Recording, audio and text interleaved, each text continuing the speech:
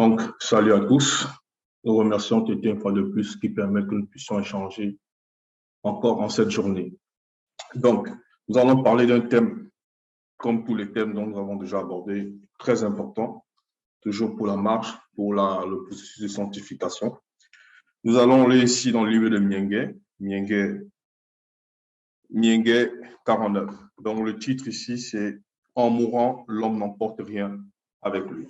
Donc, en mourant, l'homme n'emporte rien avec lui. Donc, il est dit ici dans le verset 1, « Au chef des chanteurs, point, des fils de Mukongolobon. » Donc, ici, il s'agit ici d'un homme qui est soumis au verbe de l'Oba, donc qui est dans d'un cantique qui va énumérer, qui va entonner.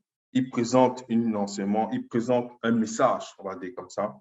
Et lorsqu'on voit le titre, il dit « En mourant, l'homme n'emporte rien avec lui ». Nous savons que dans le monde, il y a beaucoup qui s'attellent à rechercher de la fortune, de l'argent, ainsi de suite, des biens matériels. Toujours est-il qu'il n'est pas interdit sur le verbe d'être riche. C'est bien d'être riche, mais pour cela, il faut tout faire avec la sagesse, avec le discernement, avec l'intelligence, selon le verbe de l'Oba. Donc ici, le verset 2, il est dit « Écoutez ceci, vous tous peuples, prêtez attention, vous tous habitants du monde. » Donc, il est dit ici, il s'adresse à une grande, on va dire au monde en général, mais avant il dit « Écoutez ceci, vous tous, peuple, prêtez attention, vous tous habitants du monde. » Donc, ici, il inclut plusieurs personnes dans le monde. Déjà, premièrement, ceux à qui il s'adresse, ça dit, il y a d'abord la première partie, il va dire les Noirs, et maintenant, ensuite, il y a maintenant tous ceux du monde aussi. Donc, il leur demande d'écouter, habitants du monde, parce que dans le monde, il n'y a pas que des Noirs qui vivent, donc il y a d'autres peuples aussi. Donc, il dit d'écouter, de prendre attention. Écouter, ça veut dire être attentif. Ça veut dire accepter ce qu'il va donner comme recommandation, accepter aussi de réellement se laisser guider par les phrases qu'il va donner dans son chant, parce qu'il s'agit d'un chant, mais en même temps, dans ce chant-là, on sait que dans les temps, les patriarches, lorsqu'ils chantaient, c'était pour certains des combats spirituels, pour d'autres aussi pour annoncer d'autres formes de manifestations qui doivent être guidées selon le verbe de l'Oba, donc des avertissements, ainsi de suite. Là, il dit à tout cela, écoutez ceci, vous tous peuples, prêtez attention, vous tous habitants du monde. Point. Donc, il faut écouter, il faut prendre attention. Il faut recevoir l'information, il faut être disposé. Verset 3, petits et grands, riches et pauvres. Donc là, maintenant, en plus du fait qu'ils peuvent être de différentes zones géographiques, de différentes, on va dire, races et ainsi de suite, il dit maintenant, qu'ils soient pauvres ou petits, ils doivent écouter. Qu'ils soient riches ou pauvres, ils doivent écouter cela, qu'ils soient grands ou petits. Donc, ça ne concerne pas que les riches, ça ne concerne pas que les pauvres, ça ne concerne pas que les grands, ni encore les petits, mais tous ceux-là, tous ceux qui habitent dans le monde. Verset 4, il dit, ma bouche va faire entendre des paroles sages et mon âme a des pensées pleines de sens. Donc, sa bouche va faire entendre des paroles sages et son âme a des pensées pleines de sens. Donc, il est en train de dire ici que ces trois êtres sont en accord avec ce qu'il va dire. Parce qu'il parle de la bouche va représenter son corps physique. Sa bouche va faire entendre des paroles sages. Donc, ces paroles sages-là vont sortir par sa bouche. Et on sait que la sagesse va reposer dans la conscience de l'esprit. Il dit, et mon âme a des pensées pleines de sens. Donc, l'âme aussi participe et son âme est alimentée toujours par l'esprit. Parce que plein de sens là, comme les paroles sages là, elles vont venir, ces paroles et ces pensées aussi pleines de sens vont être alimentées par son esprit. Ça veut dire que l'âme, le corps et l'esprit sont en fusion dans les phrases, dans le chant qu'il va prononcer. Déjà qu'il est en train de prononcer. Donc, il faut que tout cela à qui s'est adressé au début, les habitants du monde, ceux du peuple, bref, tous ceux qui habitent dans le monde, les riches, les pauvres, les grands, les petits, que tous soient à l'écoute. Verset 5, il dit, je prête attention aux sentences qui me sont inspirées. Virgule. Donc, il prête attention. Donc, prendre attention, ça veut dire recevoir avec soin. Ça veut dire laisser cette sentence-là arriver à lui. Et maintenant, lorsque lui, il met cela, il dit dans la suite, j'ouvre mon chant au son de la harpe. Toujours dans le même verset 5, j'ouvre mon chant au son de la harpe. Donc, ça sort de ces trois êtres, ce qui sort là, ce qui va prononcer. Il dit, il est déjà en une forme d'extase lorsqu'il chante. Donc, ces trois êtres sont disposés, ces trois êtres sont en train de sortir un message puissant pour que tout cela ne puisse pas tomber dans ce piège. Tout ça qui s'est adressé. Je prête attention aux sentences qui me sont inspirées. Donc, qui lui sont inspirées par qui? Donc, par le verbe de l'Oba. J'ouvre mon chant au son de la harpe. Donc, il est en train de prononcer des phrases. Et c'est une forme aussi de combat spirituel parce que ces phrases-là vont délivrer beaucoup. Ces phrases-là vont libérer beaucoup de captifs qui vont être attentifs, qui vont recevoir, qui vont réceptionner, qui vont prendre garde à ce qu'il va prononcer dans cette chanson. Donc, ici, on va continuer. Il dit, verset 6, « Pourquoi craindrais-je encore au jour du malheur ?» Pourquoi craindrais-je encore au jour du malheur? Parce qu'effectivement, il y en a des personnes dans le monde, lorsqu'ils ont des soucis, lorsqu'ils ont des difficultés, lorsqu'il y a des tensions, des problèmes dans la famille, au travail, avec des collègues, des connaissances, des amis d'enfance, ils ne savent pas comment résoudre ces problèmes-là. D'autres, c'est les factures, comment gérer les factures, comment payer les factures, ainsi de suite. Certains veulent lancer des projets, mais ils ne savent pas comment faire. Et ils sont coincés parfois parce qu'ils ont ouvert des mauvaises portes. Et à cause de ça, ils sont dans le trouble. Ils sont dans le trouble. Et lui dit ici, pourquoi craindrais-je encore? Non, pourquoi craindrais-je au jour du malheur? Lui ne va pas craindre au jour du malheur. Pourquoi? Parce qu'il sait que c'est le verbe d'équité qui a le pouvoir sur toutes les circonstances. C'est le verbe de l'Oba qui a toujours le dernier mot. Et lui dit, il ne craint pas. Pourquoi il va craindre? Donc, il s'adresse à ces personnes-là. Pourquoi ils craignent aussi? Il s'adresse à nous de ne pas craindre lorsque nous sommes au jour du malheur, si nous sommes soumis aux recommandations du verbe d'équité. Et pourquoi cela? On va aller dans le livre de toujours nous sommes dans Miengue, c'est vrai, et on va aller quelques chapitres avant, donc dans Miengue 37. Voilà ce qu'il est dit, Miengue 37, 5. Recommande ton sort à l'Oba. Recommande ton sort à l'Oba. Mais on recommande le sort à l'Oba comment? Puisqu'on sait que l'homme ne peut pas s'adresser directement à Tété, au Créateur. Il ne parle à aucun être directement. Donc, mais il dit ici, ça c'est Tondo. C'est Tondo qui parle ici. Ce n'est pas l'autre précédent patriarche dont on a lu dans Miengue 49. Mais là, c'est Tondo. Recommande ton sort à l'Oba, mets en lui ta confiance et son verbe agira. Point. Donc, verset 6, son verbe fera paraître ta justice, dans la justice de la personne là qui est soumise au verbe de l'Oba, qui est dans l'affliction, dans la détresse. Si elle a commis même un tort et que ses ennemis, comme il a dit tout à l'heure, l'un des fils de Mukongoloban, s'il est même dans la détresse, il ne doit point craindre. Il demande pardon, le verbe va le faire sortir de là parce que le verbe était manifeste la justice. Donc ici, il dit dans la suite, son verbe fera paraître ta justice comme la lumière et ton droit comme le soleil dans sa gloire. Et ton droit. Ça veut dire que même si peut-être tu es au travail, tu as fait une action et qu'il y a un collègue qui veut s'approprier de cela, ou bien que ton supérieur, on va dire, mon supérieur, entre guillemets, on va dire comme ça, c'est lui qui est censé représenter, on va dire, l'autorité dans l'activité où tu exerces. Si tu as peut-être, on va dire comme ça, on va dire, il y a un représentant ou un chef, et ainsi de suite, et qui veut s'approprier de ton action, là, il dit ici que le verbe va te rendre justice. Donc, le verbe te rendra justice et le verbe aussi montrera, selon la grâce de Tété, cette lumière, la croix qui dit comme le soleil dans sa gloire, donc ton droit va ressortir. Ou bien si c'est que tu te sens injustement accusé pour une chose, tu portes plainte. Donc, c'est de ça qu'il s'agit. Donc, lorsqu'on revient ici dans Miengue 49, on relit le verset 6. Pourquoi craindrais-je au jour du malheur, virgule, lorsque l'iniquité de mes adversaires m'enveloppe. Donc, c'est ça ici, les adversaires, c'est dont on apprend l'exemple par rapport aussi peut-être à un collègue dans une entreprise ou bien une personne affiliée à nous dans nos familles charnelles et respectivement, et encore peut-être même des connaissances. Bref, tout dépend. L'adversaire va représenter le monde occulte, dont les démons qui vont entrer dans ces gens-là, qui vont les inspirer pour nous faire du mal. Et s'il y a une situation quelconque, nous n'agissons pas avec discernement et qu'il y a une porte qui est ouverte, néanmoins, n'oublions pas que le verbe de l'Oba est là. En gros, demandons pardon à l'Oba. Donc, on prie l'Oba, on demande pardon et par son verbe, il va manifester cette grâce-là lorsqu'on se repent sincèrement et le verbe nous accorde la grâce. Et la lumière, cette victoire-là, on l'aura selon ce que tu étais pendant sa grâce se permettra.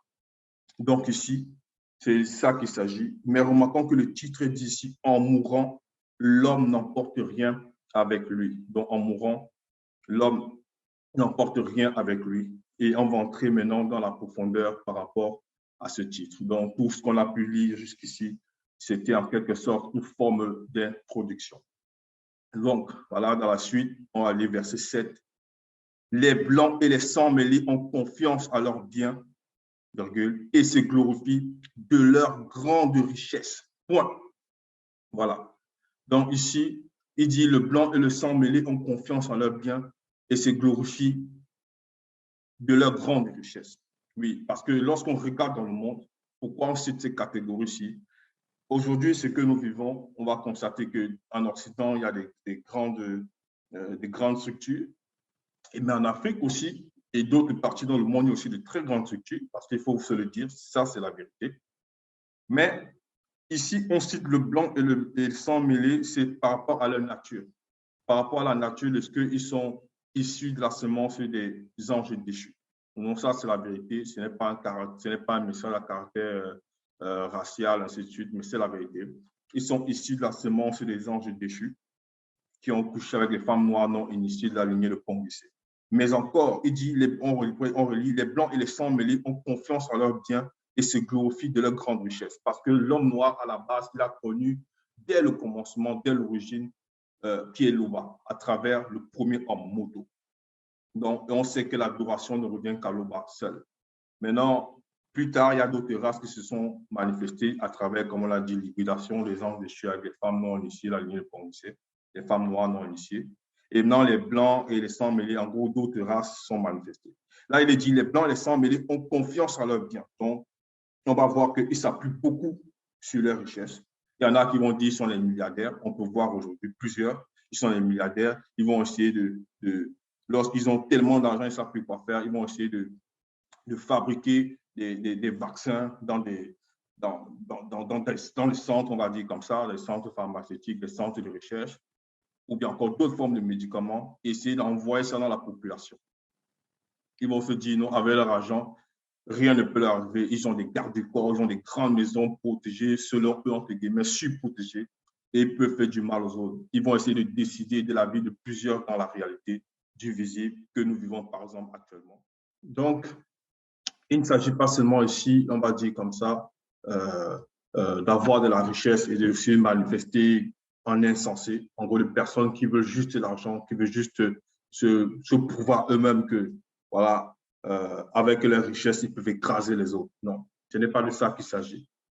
Donc, dans la suite, on va comprendre qu'un puissant patriarche, toujours dans les temps jadis, a montré comment il fallait faire, a toujours aussi, par son expérience personnelle, il a expliqué cela. Il a dit qu'en réalité, ce n'est pas le fait d'avoir l'argent qui donne réellement le plaisir dans le visible. Certes, il faut bien, lui, il était très, très riche, immensement riche, mais est-ce que c'est ça réellement le but premier? Donc, on va voir ici, on va aller dans le livre de ce puissant patriarche, donc dans Moulin Ngwedi, chapitre 2. Donc, c'est Mon. Donc, les autres, les fausses Bibles, ils vont l'appeler, dans les fausses Bibles classiques, ils vont l'appeler Salmon. Donc, Moulin Ngwedi, l'Ecclésiaste, chapitre 2. On va lire chapitre 2, on va lire le verset. Voilà, on va lire le verset 11. Voilà ce qu'il est dit. Puis, j'ai considéré tous les ouvrages que j'avais faits. Donc, lui, c'était un homme noir qui était immensement riche, le plus riche de la terre à son époque. Il dit ici, puis j'avais considéré tous les ouvrages que j'avais faits et la peine que j'avais prise à les exécuter. Point virgule. Et voici toutes les vanités et poursuites du vent. Et il n'y a aucun avantage à tirer de ce qu'on fait sous le soleil après la chute.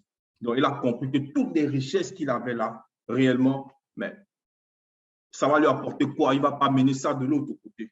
Il n'ira pas de l'autre côté avec toutes ses richesses. Il ne va pas les transporter.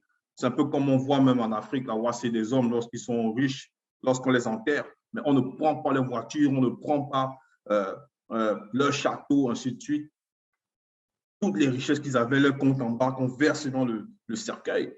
Il ne s'agit pas de cela ici. Et toujours encore, maintenant, il dit dans Moulin Rouge, chapitre 2, verset 18, donc, et ça c'est très important, encore, il dit, j'ai fini par haïr tout le travail que j'ai fait sous le soleil. Donc, il a tellement bâti, il essaie d'emmagasiner une fortune, mais ça c'était selon le verbe de Loba, donc selon l'intelligence et la sagesse qu'on lui avait accordé pendant la grâce était. Donc, il a aidé beaucoup de gens, il a aidé son peuple, le peuple était à l'aise avec toute la richesse qu'il avait. Mais il dit ici, néanmoins, j'ai fini par haïr tout le travail que j'ai fait sous le soleil, virgule, et dont je dois laisser la jouissance à l'homme qui me succédera. Point. Donc, il donne encore une terrible révélation aussi, c'est que toute la richesse même qu'il a emmagasinée là, c'est que toute la richesse qu'il a emmagasinée là, ça va aller plus tard. C'est son successeur qui va jouir de cela. Et peut-être le successeur va faire de ça ce qu'il veut, peut-être qu'il va dilapider. Donc, à quoi bon, lorsqu'on revient ici par rapport à Mienge 49, lorsqu'il est dit ici en parlant de des blancs là, des hommes blancs et sans mêlés, ont confiance en leurs biens et se glorifient de leur grande richesse. Mais ils vont se glorifier en quoi? Maman lui-même, il ne s'est pas glorifié selon, on va dire, l'homme du bras lui-même. Il dit bien, lui là, que même en partant de cette réalité du visible, mais il sait que les richesses là vont revenir à son successeur. Et le successeur peut faire, il va en jouir de ça de la façon dont il voudra. Lui, il sera plus là pour le moment pour dire, mais non, non, ce château-là, voilà comment il fallait faire, il fallait donner à tel, ainsi de suite. Non. Donc, c'est juste pour montrer que tous ces biens-là, l'homme en mourant, il n'emporte rien avec lui. Il n'emporte rien avec lui. Donc, lorsqu'on continue ici dans le livre de Mienge 49, on va au verset 8, il est dit, toujours dans la continuité, ils ne peuvent se racheter l'un l'autre, ni donner à l'autre le prix du rachat. Donc, en parlant toujours ici, par rapport au verset précédent, dont les hommes blancs et les sangs mêlés, il dit ici, ils ne peuvent se racheter l'un l'autre, ni donner à l'autre le prix du rachat. Et tout simplement parce que le prix du rachat, ce n'est pas avec l'argent, ce n'est pas le matériel, il ne s'agit pas de ça ici. Il y en a aussi des hommes noirs qui font n'importe quoi, qui font tuer des gens pour de la richesse, et ainsi de suite. Mais il ne s'agit pas de rabaisser une race et d'élever une autre race. Toujours dit que là, on parle ici par rapport à la suite de ce verset, de la continuité par rapport à l'homme blanc. Ils ne peuvent se racheter l'un l'autre, ni donner à l'autre le prix du rachat. Tout simplement pourquoi? Parce que pour entrer dans le grand ordre des choses, il faut être libéré du péché, il faut être soumis pleinement au Verbe qui était. Et ces hommes-là, blancs et sans mêlés, ils ne pratiquent pas cela. Ils glorifient leur argent, ils glorifient leur richesse. Ils pensent qu'avec ça, ils peuvent faire ce qu'ils veulent, ils fabriquent des armes, ainsi de suite, de leur arracher des territoires à des populations soi-disant, entre guillemets, faibles. D'autres veulent imposer des lois, des mariages, des abominations, ainsi de suite.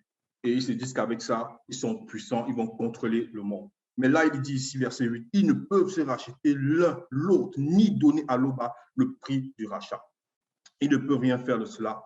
Ils ne peuvent pas. Parce que si on va toujours dans le livre de Dalabamouya, donc toujours par rapport à Monmon, ce puissant patriarche qui était doté d'une sagesse extraordinaire sans le verbe était, qu'est-ce qu'il a dit, Monmon? On va aller dans le livre de Dalabamouya, chapitre 8. Dalabamouya, chapitre 16 plutôt. On va aller au verset chapitre 16. Voilà. Voilà. Il est dit ici, dans Dalabamouya, chapitre 16, verset 16, il est dit, mieux vaut acquérir la sagesse selon le verbe que l'or, virgule. Donc, Mormon avait compris cela. Donc, lorsqu'on dit qu'il était riche, là, vraiment, lui, il avait une richesse extraordinaire. Extraordinaire. C'est le plus riche du monde à son époque. C'était même plus qu'un trillionnaire. Et si on va parler des milliardaires en dollars, tout ça, déjà la monnaie à l'époque en Afrique, c'était plus élevé que partout dans le reste du monde. Mais non seulement il avait une fortune qui surpassait même le trillion. Toujours dit que il dit ici que cette sagesse-là lui a permis d'avoir cette richesse. Donc, sa richesse était liée à la sagesse selon le Verbe. Donc, il œuvrait, il aidait les populations, il participait au bien-être de tout le monde avec son argent. Mieux vaut acquérir la sagesse selon le Verbe que l'or, l'intelligence que l'argent. Donc, on a entendu dire aussi que ces blancs-là, ces sang mêlés-là, l'argent, ils sont dépourvus d'intelligence. Ils n'ont pas la sagesse. Ils agissent toujours dans le mauvais sens, pour faire le mal aux autres qui sont autour d'eux, et même à ceux de leur propre race. Donc, ils font le mal, ils essaient de truander beaucoup de personnes. Ils se sentent supérieurs. Donc, ils ont un manque d'intelligence. Ils ont un manque de sagesse. Donc, c'est ça. Lorsqu'on revient ici dans Myengue 49, verset 8, on relit, ils ne peuvent se racheter l'un l'autre, ni donner à l'autre le prix du rachat. Parce qu'ils n'ont pas de sagesse, ils n'ont pas l'intelligence, ils ne sont pas soumis au verbe de Dieu. Donc, ce n'est pas avec l'argent matériel, parce que déjà, tout ce qui est là, le matériel appartient à l'Oba. Donc, on ne peut rien donner à Tété. Mais si on veut dire par là que leur âme, propre âme, ne peut pas être sauvée à cause des méchancetés qui manifestent avec l'argent qu'ils ont. Donc, on va aller dans le verset 9. Myengue 49, 9, il est dit, le rachat de leur âme est chère, c'est ce qu'on disait tantôt, et n'aura jamais lieu, excepté pour quelques-uns à l'époque du deuxième. Donc, le rachat de leur âme est cher. Cher ici, ça veut dire quoi? Il ne peut pas réellement, matériellement acheter quoi que ce soit. Il y a encore un autre riche école de quelle race il appartient. Je dis qu'ici, en parlant toujours de ces hommes blancs-là, ils sont mêlés, il est dit, le rachat de leur âme est cher et n'aura jamais lieu, excepté pour quelques-uns à l'époque du deuxième. Ça veut dire que le deuxième est manifesté en cette époque. Il y en a d'autres peuples, que ce soit les blancs, les sangs mêlés, qui acceptent la parole, qui reconnaissent véritablement que le moulet Dieu est là, ou la sang, et qui portent le message, qui perce, qui transperce, le message qui dépasse les clivages, qui rassemble. Donc, tous les peuples, qu'on soit d'origine chinoise et d'autres zones encore, qu'on soit noir, qu'on soit métis, qu'on soit bref, tout ce qui accepte la parole, le Verbe les considère, le Verbe les permet de se sanctifier et d'entrer réellement selon ce que dans leur marche, plus tard dans le contrôle des choses, ils vont finir par vaincre dans leur marche. Donc ici, il est dit dans le verset 9, le rachat de leur âme est cher. Le rachat de leur âme est cher et il n'aura jamais lieu. N'aura jamais lieu. Les gens pourront dire, mais qu'est-ce que ça signifie? Pourquoi ça n'aura jamais lieu pour ces blancs riches-là et sans mêler? Maintenant, toujours dit qu'avant, remarquons que ce patriarche ici, il a dit que tous ceux qui doivent écouter, ça va être des riches et des pauvres, des grands et des petits. Donc, il ne s'agit pas seulement des riches. Donc là, c'était un exemple qu'il a pris. C'est un pauvre même, qu'il soit noir ou blanc, n'accepte pas la parole, lui aussi sera pas sauvé. Pareil pour un riche. Donc, s'ils vont à l'encontre des réincarnations du Verbe, là, il est dit ici, le rachat de leur âme est cher et n'aura jamais lieu. N'aura jamais lieu. Ça veut dire tout simplement que c'est des personnes qui n'ont pas accepté véritablement le Verbe de l'Oba. Et on va voir cela comment encore, parce que le Verbe de Tété est au-delà de la justice. Il manifeste la justice. On va aller dans le livre d'Ali chapitre 1. D'Ali chapitre 1. On va aller dans le livre d'Ali, donc toujours un puissant apôtre de Dieu qui savait, bon, dans les Bibles classiques, il appelle Pierre, mais son véritable nom, c'est Dali. Dali, chapitre 1. Donc, on va lire à partir du verset 90. Voilà ce qu'il est dit. Si le juste, noir, non initié, gracié, est sauvé difficilement, virgule, qu'en sera-t-il du méchant, blanc et du pécheur sans mêler? Point d'interrogation. Donc, remarquons qu'ici, après le mot juste, il y a noir, non initié, gracié. Donc, celui-là, il devient juste parce qu'il est non initié, gracié. Donc, il ne s'agit pas simplement d'un noir, non. Donc, c'est parce qu'il est gracié, donc quelqu'un qui accepte la parole. Donc, on va dire ici qu'il devient juste parce que la parole le justifie au fur et à mesure dans sa marche. Et ensuite, il est dit, est sauvé difficilement. Donc, si ce noir-là, non initié, gracié, donc ce noir qui a accepté le Verbe de l'Oba, il est sauvé difficilement parce qu'il y a les tribulations dans la marche, il doit combattre, il doit lutter. Qu'en sera-t-il du méchant? blanc et du pécheur sans mêler. Donc, il a posé la question d'aller. Donc, il est en train de monter une distinction ici. Mais lorsqu'on dit le blanc méchant, c'est par rapport à la nature, comme on l'a dit bien avant, donc de la descendance des anges déchus, et ainsi que du sang mêlé qui est venu aussi après de l'hybridation de ces blancs-là avec des noirs, ainsi de suite. Mais je veux dire que ça, ce sont des blancs et des sangs mêlés qui n'ont pas accepté la parole. Voilà pourquoi lorsqu'il dit ici, ce patriarche a dit dans Mienguet 49, verset 9, le rachat de leur âme chère, il n'aura jamais lieu, excepté pour quelques-uns à l'époque du deuxième. Parce qu'il y aura quelques-uns à l'époque du deuxième, comme on le voit, qui ont accepté la parole. Il y en a encore qui continuent d'accepter. Donc ceux-là, ils sont dans cette exception. Donc, ils seront aussi sauvés s'ils demeurent selon le verbe d'été et ils intègrent aussi la bergerie. Donc, c'est ça. Donc, lorsque Dalé a dit ces phrases, certains pourront encore dire, mais comment, mais pourquoi ce n'est qu'il s'agit que des blancs, ainsi de suite. Non, parce que le verbe d'été est la justice et il manifeste la justice. Alors, pour le comprendre, on va voir toujours dans un verset avant, il dit quoi? Or, si le jugement débute par nous, virgule, donc nous qui, lui qui est noir, donc Pierre sont les Bibles classiques, mais son vrai nom c'est Dalé qui est noir, il dit que si le jugement débute par les noirs, parce que le verbe vient d'abord et se manifeste par le peuple, au milieu du peuple. Donc, on juge d'abord l'homme noir.